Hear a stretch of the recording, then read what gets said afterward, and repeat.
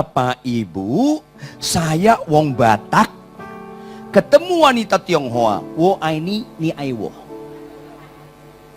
Istri saya itu Chinese Totok, mertua saya dari Chungkuo, Pak Me. Tahu Pak Me? Ya nggak tahu, emang gue pikirin loh. Kami 5,5 tahun pacaran, itu keluarga istri saya saklek. Mertua saya dengan kokonya, mereka sudah berumah tangga masing-masing di Chungkuo. Anak mereka koko mertua 3, anak mertua saya 2, pindah ke Indonesia, mendarat di Kuitang, Senen. Mereka berdua buka toko buku Keramat Bunder, namanya tahun 50-an, tahun 60-an. Mas Agung pegawai mereka. Singkat cerita, Mas Agung menikah dengan anak koko mertua. Toko buku itulah cikal bakal Gunung Agung. Mertua saya pengusaha pekerja keras Chinese Totok Konghucu Tulen. Nongol Rituan Huta Barat yang tingginya 2 meter kurang banyak. Oh ini ni aiwo. Mertua saya marah. Jangan dekati anak saya. Saya sangat mengerti karena dia pakai kacamata dia. Hanya orang buta lebih tinggi dari saya. Ganteng. Kristen beda agama, sakit jantung. 3 bulan, 3 tahun menikah, lu mati, anak gua janda. Hanya orang bodoh yang mau mempercayakan anaknya sama lu. 5,5 tahun saya pacaran, saya bilang istri saya, saya panggil Ami, namanya Ho Milin, Siang Ho. Mi, kalau tetap papa nggak setuju, kita putus saja. Loh, kok abang nyerah? Bukan nyerah, saya nggak pernah setuju menikah tanpa restu orang tua. Akhirnya mama mertua bilang apa? Lu nikah deh. Mama tanggung jawab. Ma, papa nggak setuju. Mama koko paling gede, kode datang menikah. Koko paling yang tanggung jawab. Singkat cerita kami menikah. Halo, menikah kami, konflik, dan konflik. Ada nggak orang menikah dengan orang yang sempurna? Jawab. Bapak-bapak, istrimu sempurna nggak? Ibu-ibu, suamimu sempurna nggak?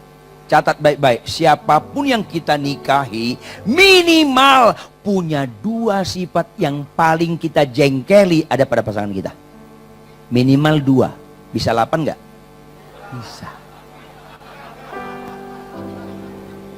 Istri saya latar belakang keluarganya sangat disiplin, sangat bersih sekali. Rumah kami dipel 5 kali 1 hari. Halo Bapak Ibu, kalau Anda kurang kerjaan datang ke rumah saya, cari lemari manapun geser. Lantai bekas bawah lemari Anda letakkan tangan Anda gosok.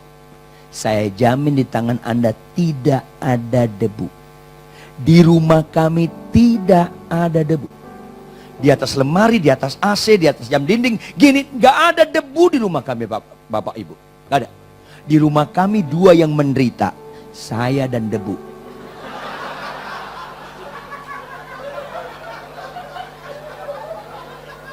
Kayaknya gua ngomong menderita deh. Kok ketawa ya? Empati dikit lah. Setiap masuk rumah harus cuci kaki. 10 kali keluar rumah tetap 10 lagi cuci kaki. Berantem, saya bilang, mama punya peraturan lebih ketat dari hukum Taurat. Tahu nggak lo? Berantem. Saya ajak dia khotbah di BPPT, kantornya Habibie. Begitu masuk, udah mah, saya mau pencet, dia tanya, "Papa!" Kaget saya. Ada strom. Papa jorok. Aduh, kalau dibilang jorok sakit sih. Kenapa sih, Ma? Itu kan bekas tangan orang. Aduh. Dia buka tasnya, dia keluarkan tisu, dia bungkus jarinya, dia pencet. Aduh Tuhan. Cocok. Halo. Piring di rumah kami nggak boleh ada yang cuci, nggak boleh siapapun cuci. Piring hanya dia yang boleh cuci. Proses hukum Tauratnya panjang. Piring baru bekas makan, masuk Taurat pertama. Ada kayu yang lembut, bersihkan pakai kayu lembut. Setelah itu pakai tisu lap yang berminyak. Kalau sempat spon, kena piring yang berminyak, langsung dibuang sponnya, nggak boleh. Setelah dibersihkan bilas, baru pakai spon. Bersih sekali baru dibilas. Setelah dibilas, semuanya direndam pakai air panas. Cocok nggak? Cocok sekali. Setelah direndam air panas, dia jepit, dia letakkan ke rak piring tiris. Rak piring kami 2, bukan sok kaya. Itu hukum Taurat. 1,5 jam berikutnya dia pakai sarung tangan. Dia pegang, dia lap satu persatu. Semua piring, sendok, garpu, gelas dia lap. Setelah itu masing-masing dibungkus kayak lemper. Baru saya tahu ketika menikah ada satu koper lembaran-lembaran kain putih. Rupanya untuk bungkus perabot. Begitu makan dikeluarkan, disiram lagi pakai air panas. Saya bilang, mah, kalau begini modelnya, kau dekati gue dengan pencobaan. Gue makan di luar mencret. Kalau begini bersih, selesai. Saya dulu latihan teater sama El Manik, sama kakak kelas kami, senior kami, Mas Willy, Wes Rendra. Kami latihan olah tubuh sampai jam 2 malam. Lapar pergi ke warteg makan, entah itu makan kemarin masa bodoh.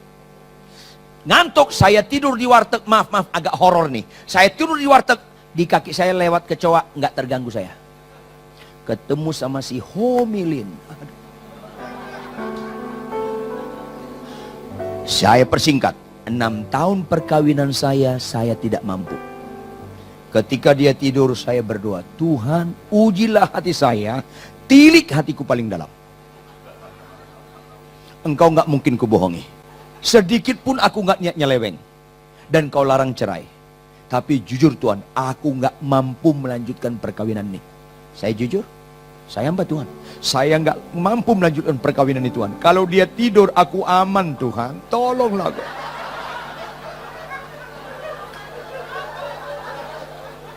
Ku aman kalau Homilin tidur.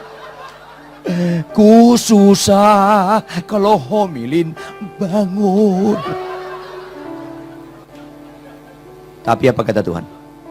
Segala sesuatu dari, kayak ditampar saya. Maksudmu Tuhan?